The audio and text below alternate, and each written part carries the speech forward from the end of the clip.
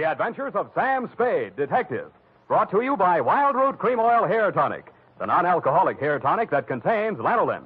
Wild Root Cream Oil. Again and again, the choice of men who put good grooming first.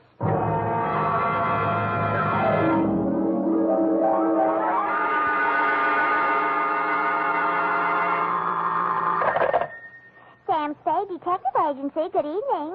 That sounds funny in dialect. Good evening to you, and happy 4th of July, Bernadine Hemp. Oh, Mr. Spade. What was the caper? Don't you mean caper? No, the caper. The high point of the caper. The climax, the crescendo, the pinafore. Now, that's better. For a minute, I was afraid you were learning English. Oh, no. I'm studying Spanish. Soy infeliz que inicia... Yeah. Mucho interesting. Gracias. Shall I go home now? No, mal suerte. There's a little matter of murder in 2 languages, neither of which is Spanish, so stay where you are. I'll be right down to dictate my report on the Rushlite diamond caper.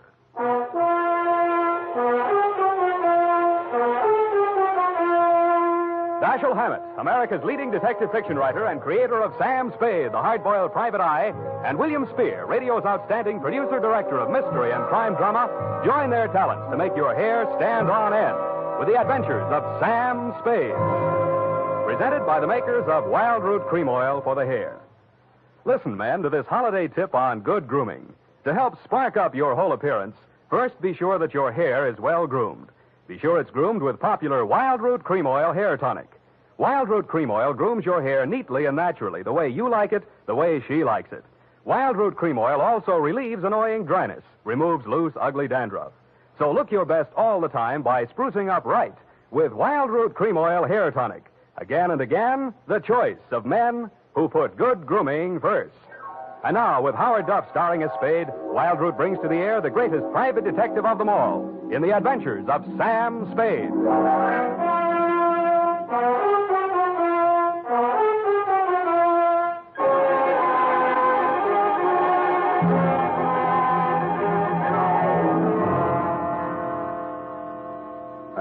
Date, July 4, 1948, to Mrs. May Rushlite, 21A, Granite Court.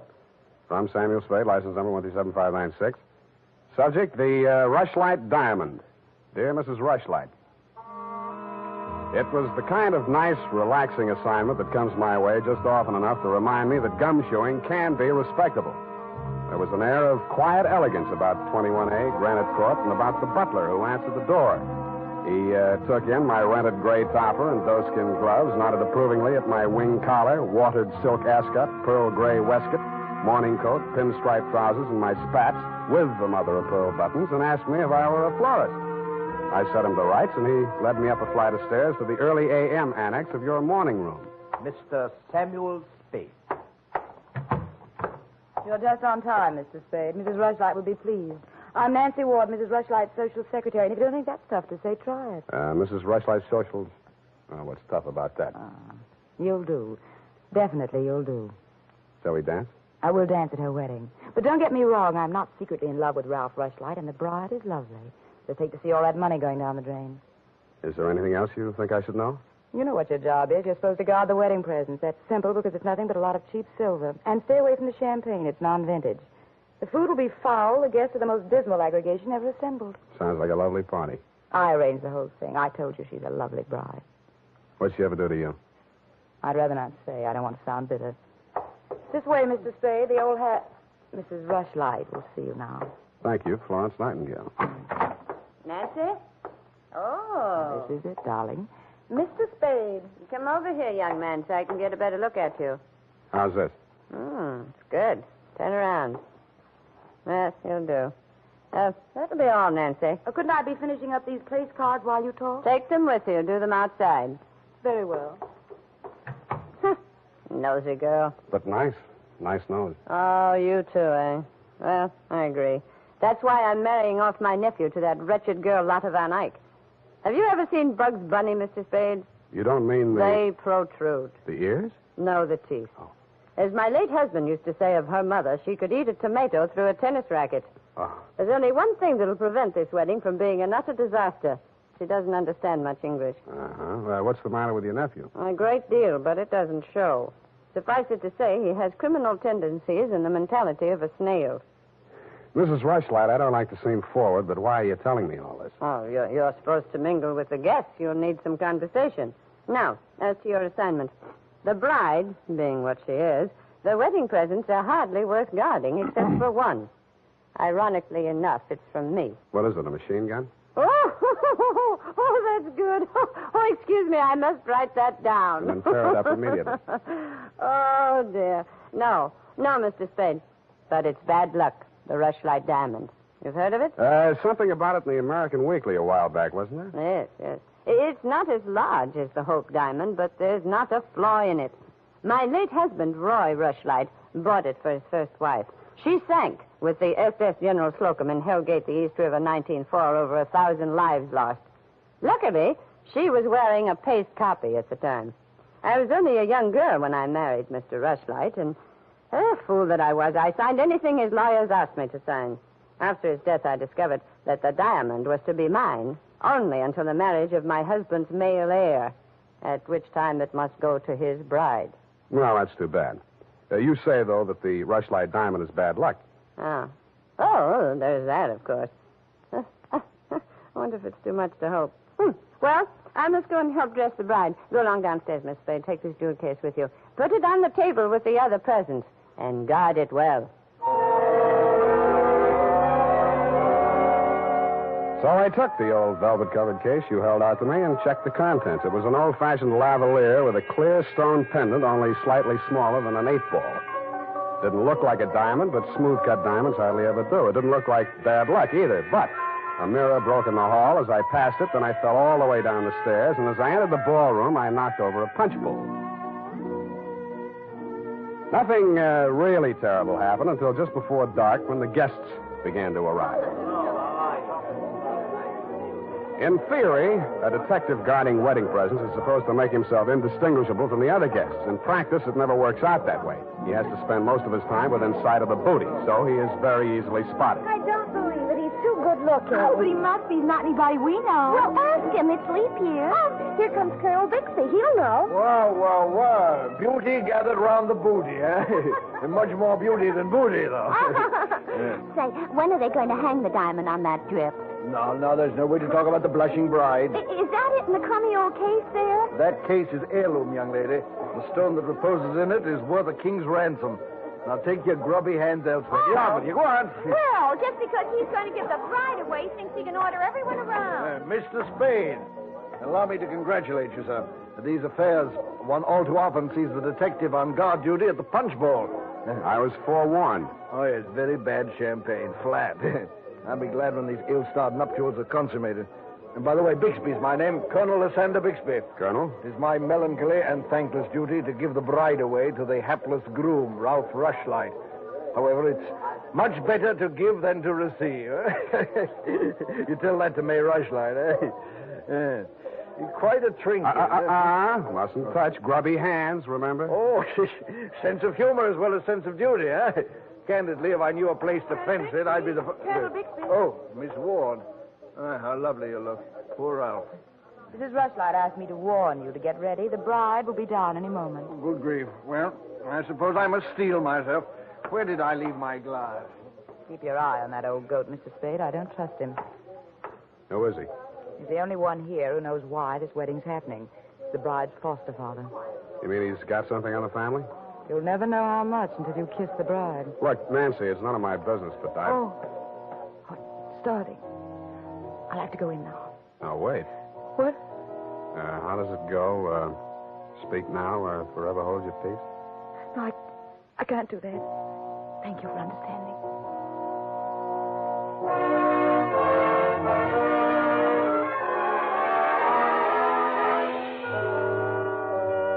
I didn't witness the ceremony, but judging from the mood of those who had, it was just as well I didn't. They shuffled back into the ballroom looking as if they'd witnessed an execution, and nobody seemed to be in a hurry to join the receiving line. After a few half-hearted handshakes, the groom left the bride standing alone, looking kind of bewildered, and came over to take inventory of the presents. Look at that junk. I'm Ralph Rushlite. Who are you? Spade. I was hired to guard this junk, as you call it. Sorry I'm wasting my time. A Rushlite diamond. It's bad luck. Look at what it did to me. Walk at her. Did you ever say anything? Keep it to yourself, Why should I? because I'm liable to slap you clear across this room. Haven't I been punished enough? Go on, scram. Keep your hooks off that necklace. That's mine. I heard it's your wife's. Come along, you my heard dear. wrong. Come along over here. Oh, Mr. Spade, you haven't met the bride yet, have you? No. Thank you. I wish you a lot of luck, Mrs. Rushlite. You're going to need it. Thank you. Well, I suppose now, as well as any time, Colonel. Oh, very well, my dear. Quiet, please. Quiet, everyone. Mrs. Rushlite, the elder Mrs. Rushlite, that is, has something to say to you. Mr. Spade, Yes? the necklace, will you please hand it to me? With pleasure. I'm tired of looking at it. Oh, you're not done yet. Stay close by my side. Dear friends, at this solemn moment, I want, first of all, to welcome this dear little girl into the Rushlite family. Thank you. Yes. And now, dear Lotta, I will place around your neck the gem which was my heritage when I became a Rushlite and which is now yours. Thank you. Oh, what's wrong? Lotta, come back here. I'll Lotta! go out to the carport and hit her off. You leave her alone. I'll take care of her. Whose wife is she, anyhow? Lotta, come back here. Lotta, bring it back.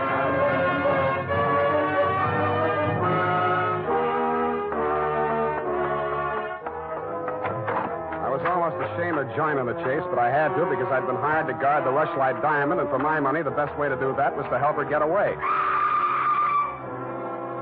Somebody got to her before I did. A strip of wedding gown satin marked the spot. The body lay crumpled under a hedge, but it wasn't the bride's body. It was the groom. He'd been stabbed to death with a pair of garden shears, which made sense. But what didn't make sense was that the necklace she'd been wearing was still clutched in his hand.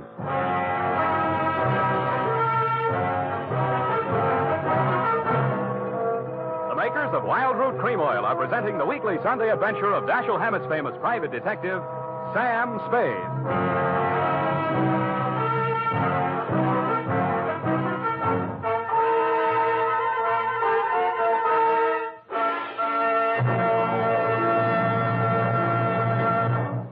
If you want the well-groomed look that helps you get ahead, socially and on the job, listen. Recently, thousands of people from coast to coast who bought Wild Root Cream Oil for the first time were asked, how does Wild Root Cream Oil compare with the hair tonic you previously used? Better than 4 out of 5 who replied said they preferred Wild Root Cream Oil. And no wonder. Wild Root Cream Oil grooms the hair neatly and naturally, relieves annoying dryness, and removes loose dandruff. What's more, non-alcoholic Wild Root Cream Oil is the only leading hair tonic that contains soothing lanolin. So ask for Wild Root Cream Oil Hair Tonic. Again and again, the choice of men who put good grooming first.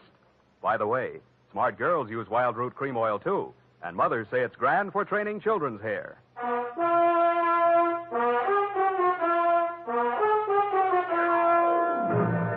And now, back to the Rushlite Diamond Caper. Tonight's adventure with Sam Spade.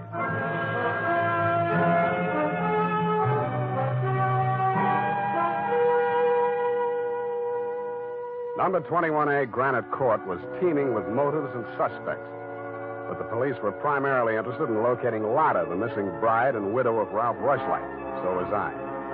She looked like less work than the rest of you because if she had killed him, it was self-defense, if she knew enough English. By 10 in the a.m., when I checked in at my office, she was still successfully eluding the police dragnet. That was because nobody, including me, had thought of looking in my office. Wow. Good morning. Thank you. Is that all the English you know? Thank you. No. I want my necklace. The police have it. You go with me and tell them who I am. Okay, but first I have to know who you are.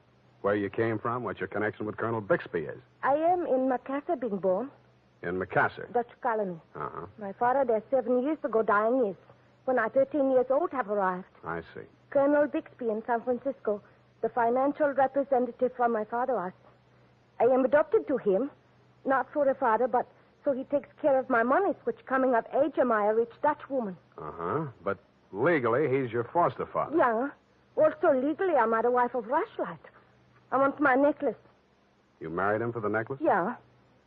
Why did he marry you? For 1/2 of necklace when we sell.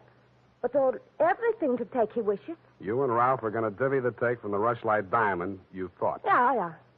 And what was the colonel going to get? Money from Mrs. Rushlite. Oh, no, wait. That doesn't make sense. Mrs. Rushlite stood to lose a small fortune by that marriage. Why should she pay the colonel to promote it? You the detective are. You said that.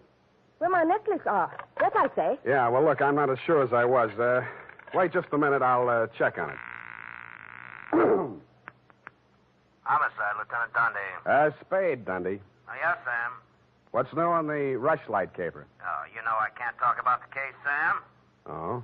I got a line on that girl. Oh? Where is she? You know I can't talk about that, Dundee. Oh, you can, can't you? Well, let's see if this doesn't change your mind. The necklace we found on Rushlite's body was a phony, a paste copy. Uh-huh. Does that make her guiltier than she was before? Well, now she's got a motive. Throws all our previous theories into a cocked hat. Now, where's the girl? She's in my office, Lieutenant, dear. Come and get her. Thank you.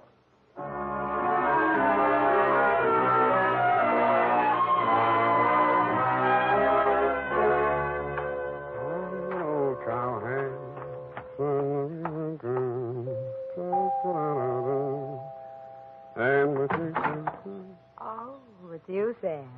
Back again? Yeah, do you mind? Well, that depends on who you came to see. You, sweetheart. Oh. But first, I'd like to talk to Mrs. Rushlite. Well, she can't see anyone. She's in a state of nervous collapse over Ralph's death. Oh, that's too bad. You seem to be holding up pretty well. Oh, I'm relieved. He's better off dead than married to that. Yeah. Rushlite Diamond's still unlucky, you know. What do you mean by that? I was just trying it on for size. Uh-huh. How does it fit? Yeah, but you and Mrs. Rushlite are about the same size. Her nerves getting any better? You're the doctor. If you want to see her, go ahead. She's up there. Thank you.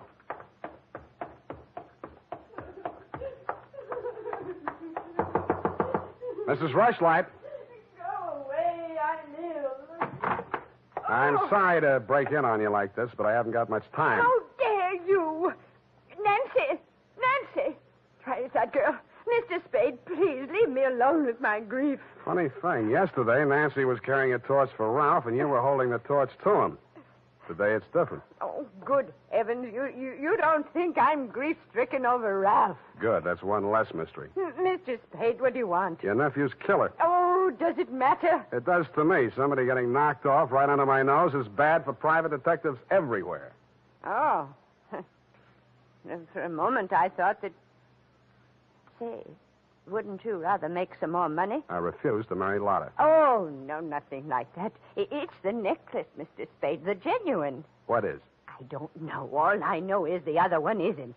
Who told you that? Well, the police know. It's in the papers, isn't it? Not yet. Well, how else would I learn? The murderer's the only one who could have told you, unless you're the murderer. I see. Very well, Mr. Spade. I'll tell you what I know. I'm not as wealthy as you might think.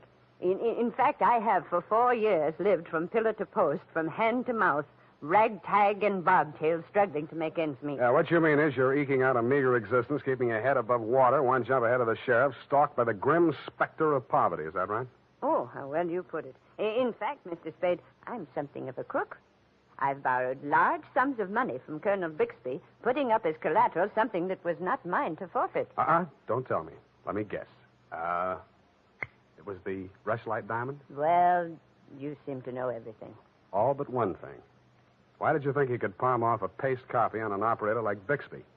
He sent you here. I won't tell you another single thing. Well, then I'll tell you a few things. The only way the Rushlite diamond could be transferred legally into the hands of Colonel Bixby was by tricking Ralph into marriage with Lotta, since Ralph's wife automatically became the legal owner. With Ralph dead, Bixby would be in line to inherit the diamond from her. Inherit? California state law. Foster parent may inherit from a foster child in absence of any direct heir. Well, then he planned. He'd kill her, too. Mr. Spade, we must stop him. She's safe for the time being. I had her thrown into the pokey. They can hold her 48 hours for questioning, but they can hold you longer. They can even hold you as an accessory before the fact. Why, I didn't know he was going to kill anyone. Lotta was just going to hand over $1 million diamond to Bixby out of the kindness of her heart? Oh, no. Lotta wanted to become an American citizen. Marriage is the quickest way. For her, Ralph was the only way. Okay, I'll buy that. Now, tell me honestly, Mrs. Rushlite, what happened to the genuine stone? I honestly didn't know. I wasn't sure. But now there can be only one answer. Nancy with the laughing face? She went with me when I went to the bank vault to get the Rushlite diamond to present to Lotta after the ceremony. Uh-huh. She looked after all my jewels, including the paste copy that I habitually wore. Homicide, Lieutenant Dundee. Spade again, Dundee. I think I got the Rushlite caper all wrapped up. I'm heading for your office now, so wait for me. And whatever you do, don't let that Lotta dame out of your sight. Thank you. Goodbye. Wait a minute, Sam. Wait a minute. Yeah? The Lotta dame, she's already gone. Escape? Bailed out, custody of her foster father. Wait a minute, I got the name here, sir. Bixby. He's a colonel, and no wonder you're only a lieutenant. Mr. Spade, can't you stay for tea? Not thirsty. Nancy? Nancy, where are you? Oh, here I am, Sam. I was waiting for you. You got the keys to that car out in front? Why, yes. Do you want to borrow it? Yes, with you in it. Why, Sam, wait till I put my face on. Let it go. It's as good as lost anyway.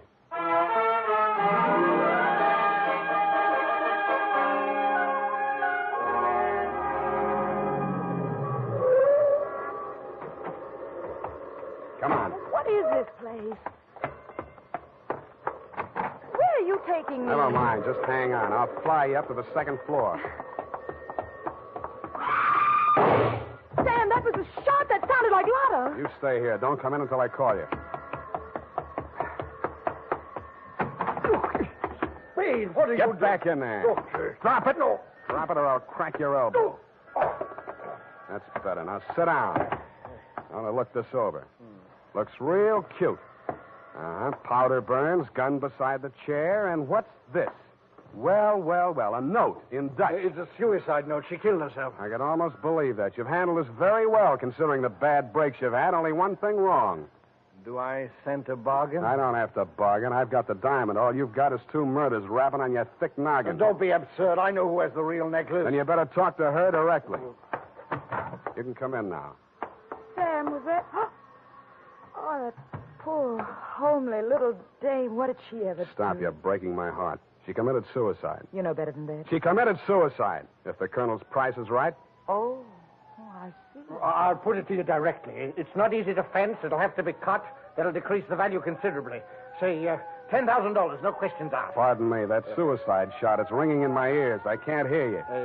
20,000. 50. All right, 100,000. Sam, don't be a fool. Take it. I'll give you a real break, Colonel. That's the cops coming after you. Anything, Spade. What do you want me to do? I want you to try and get out of here. What are you going to do? There's the door. Go ahead. All right. Thank you, Colonel.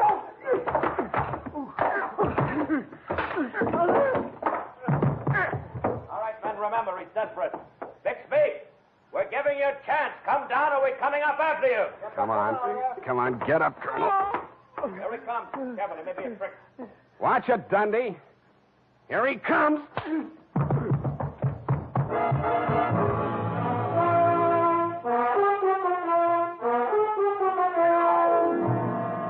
And that, Mrs. Rushlite, is the crop. For a man that went down fighting, Colonel Bixby didn't need much persuading once they got him under the lights down at headquarters. He confessed to everything, and the murders weren't the worst of it, the way I figure. The worst of it was the cruel way he victimized the poor little ugly duckling, Lotta Van Eyck. It's tough enough to be whipped before you start. Period, and a report. My goodness, that was Louis Trist Day. I mean, I'm beginning to see why Effie gets so repressed sometimes. Effie, depressed? That little doll told you that? Only between she and I and the lamppost. She's so sensitive, you know. Not like I, of course. I invariably cry at weddings. You don't say, Bernadine. You attend weddings often? With high frequency, Mr. Spade. You mean frequently? No. The last time it was FM. You know, frequency moderation. Oh, yes. Moderation in all things, I always say. You mean you attend radio weddings? Oh, yeah. I've been married 6 times. My next date is television. You've been married 6 times? Well, to each his own, Mr. Spade. You mean 6 men have... Oh, no. No, I only marry my husband. Repetition is the spice of variety, I always say. Is that legal? If it's not after 6 weddings, what isn't? To each his own, as you say. Well, we don't presume to make a career out of it. As soon as we get the mangler and the deep freeze, we're going on our honeymoon. Well, congratulations, and type this up when you have the time. Mrs. Bernadine Hemp.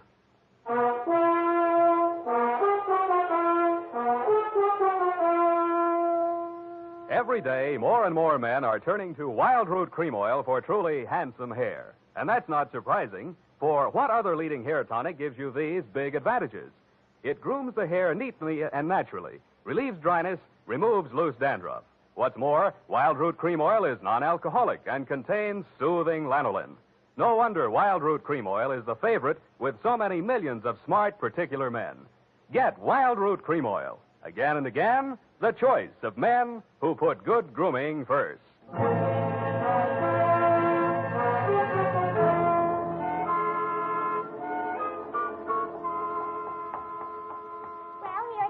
Spade. I'm sorry it took so long, but I kept relapsing into Spanish. Yes, I know how. And Effie's typewriter doesn't have any upside-down question marks.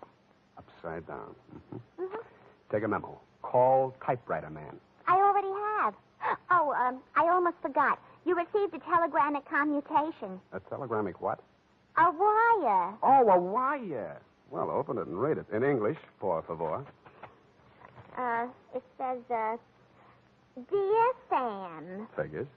In the haste of my departure, I neglected to warn you about Well, when I do that one another favor, she'll have silver threads. Who? That ball of fire whom I'm taking the place of in order to be double-crossed of by. Effie? Is she still in far-off Canab? And good rubbish, if you'll pardon the expression. Now, Bernadine, let me see that. I neglected to warn you about Bernadine.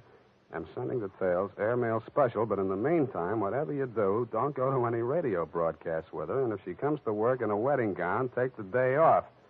Love, Effie. And I had 2 tickets for honeymoon payoff, and now she went and spoiled everything. Oh, now there, Bernadine, you just have to marry your husband again, that's all. I wouldn't have had the time anyway. I know. It's just the principle. Good night, Mr. Spade. Good night. Buenas noches. Hasta la vista. Effie, why did you ever leave me?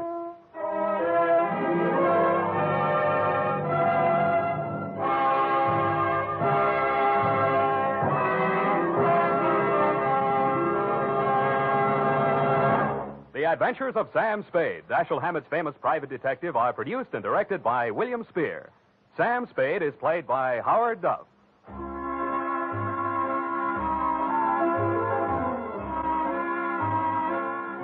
The Adventures of Sam Spade are written for radio by Bob Tallman and Gil Dowd, with musical direction by Lud Gluskin. Gil Dowd directed tonight's broadcast in William Spear's absence. Join us again next Sunday for another adventure with Sam Spade, brought to you by Wild Root Cream Oil. Again and again, the choice of men who put good grooming first. This is Dick Joy reminding you to get Wild Root Cream Oil, Charlie. It keeps your hair in trim. You see, it's non-alcoholic, Charlie. It's made with soothing lanolin. You better get Wild Root Cream Oil, Charlie. Start using it today. You'll find that you will have a tough time, Charlie. Keep on all the gals away. Hiya, Baldy. Get Wild Root right away.